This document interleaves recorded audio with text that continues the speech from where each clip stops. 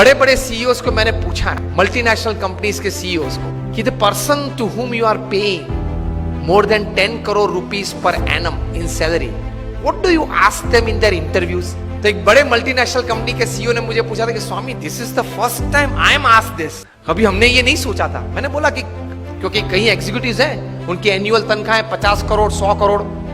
मैं जागृत अवस्था में बोल रहा हूँ। ये बहुत बड़ी सॉफ्टवेयर बनाने वाली कंपनी है, ऑरेकल कंपनी है। आप नेट पे जाके ऑरेकल खोलना, एलिसन नाम डालना और उनकी तनख्वाह आप देखना। पिछले 5 साल की उनकी एवरेज तनख्वाह है $400 million per year. Silence. $400 million, $1 million मतलब 65 करोड़ गिन लो, चलो राउंड फिगर 70 करोड़ गिन लो। $1 million is $10 lakh is 7 crore rupees. So 400 million is 2800 crore rupees per annum salary. अब देख लेना, मैं नाम देता हूं, Allison, ELLISON, he is the CEO of Oracle। अब नाम देख लेना।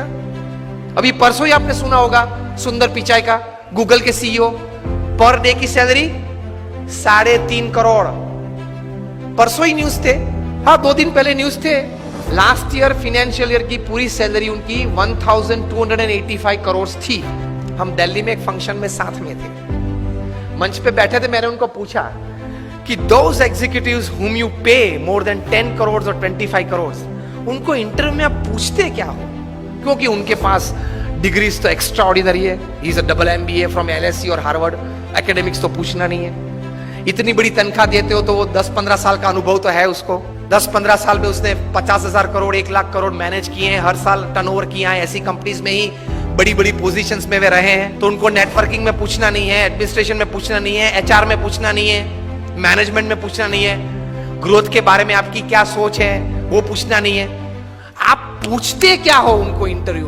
उन्होंने मुझे एक बहुत अच्छी बात बताई कि स्वामी जी, इन कक्षा के लोगों को जिनको हम ये प्रकार की तनख्वाह देते हैं, उनको इंटरव्यू में एक ही प्रश्न पूछते हैं। I was like very surprised. मैंने बोला एक ही प्रश्न पूछते हो? कहाँ?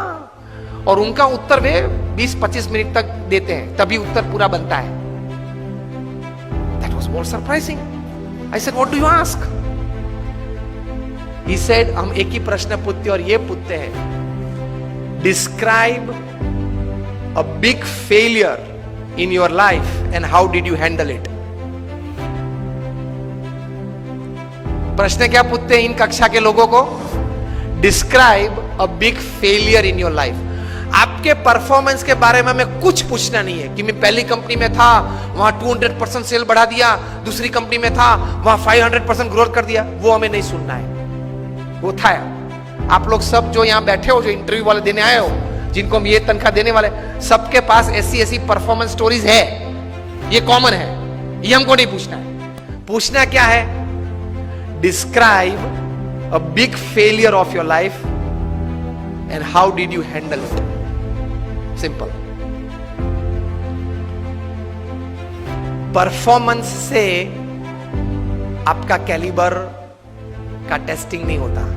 वो तो किसी को भी चांस मिल जाता है, प्लेटफॉर्म मिल जाता है तो कूद लेता है। How did you handle failure? How did you handle a setback? How did you handle a fall in your life? That is important.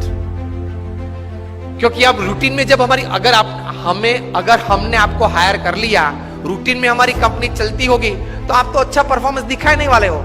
लेकिन कंपनी में अगर बड़ी आफत आ गई तो आप क्या करोगे वो बताओ।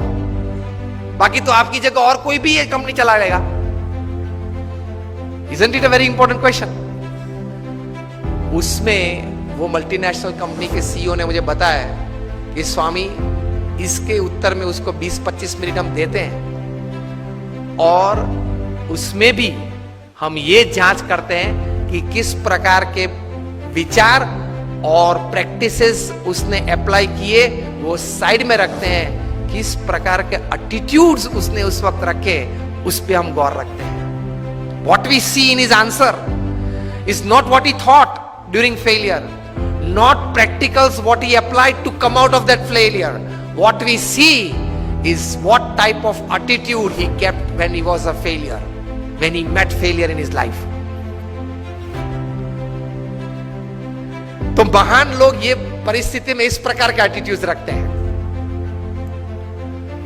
तो इसमें ये बात आती है गम खाने की। ये बहुत बड़ा विचार जो प्रमुख स्वामी महाराज ने दिए, उसमें कई प्रकार के ऐसे अर्थ आ जाते हैं। That is the greatness of life. How do you handle failures? Failure handle में सिर्फ आपका एटीट्यूड, एक ही शस्त्र आपके पास रहता है। हां, ऐसी परिस्थितियां जीवन में आएगी जब आपके मोबाइल नंबर में 400 फोन होंगे, किसको फोन करूं वो तकलीफ में आ जाएंगे आप। Even if you are the Sahara of thousands of homes, when you are lying बेसहारा in Tihar for 4 years, किसको फोन करूं? उनके मन में भी दिक्कत होगी ना कि अभी 4 साल से 10,000 करोड़ के रुपए के व्यक्ति तिहाड़ में हैं, किसको फोन करते होंगे वो? मोबाइल में तो होंगे 1000 से ज्यादा नंबर। आपके सिटी के, बेंगलोर के किंग ऑफ द स्काईज जब भारत छोड़ना पड़ा, तब भारत का पासपोर्ट नहीं यूज कर पाए, डिप्लोमेटिक पासपोर्ट पे भाग गए ना। अभी वापस लाने की सब प्लानिंग चल रही है, आएंगे शायद, और अगर मुंह खोलेंगे बड़े बड़े तकलीफ में आने वाले हैं। तो फेलियर्स जब आते हैं तब एटीट्यूड्स किस प्रकार का रखते हैं, that is very important in life. Blame game चालू हो जाती है। तो ये व्यक्तिगत जीवन में है। तीसरा एक बात कार्य दृष्टि से कि कर्म करना हमारा अधिकार है, फल पे हमारा अधिकार नहीं है। If there are 100 things which are in your control that you can effect the end result, there are 1000 factors which are not in your control which can negatively effect the end result. Yes और no? आपने बड़ा अच्छा धंधा चालू कर दिया लेकिन government की पॉलिसी बदल गई तो? आपने स्टैंड का धंधा चालू कर दिया और गवर्नमेंट ने कैप रख दी, क्या करेंगे? रख दी है, और कहीं कैप्स आने वाली है। मतलब there are thousands of factors which are not in your control which can actually affect the end result।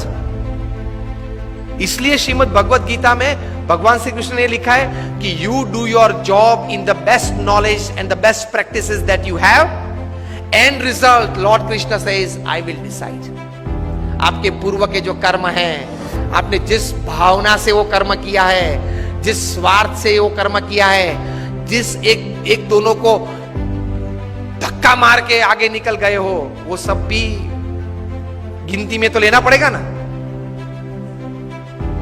वो सब वो हिसाब से फाइनल रिजल्ट आता है। अगर ये बात को समझ ले तो आप कभी डिप्रेशन में नहीं आओगे, कभी स्लीपिंग पिल की आपको जरूरत नहीं पड़ेगी।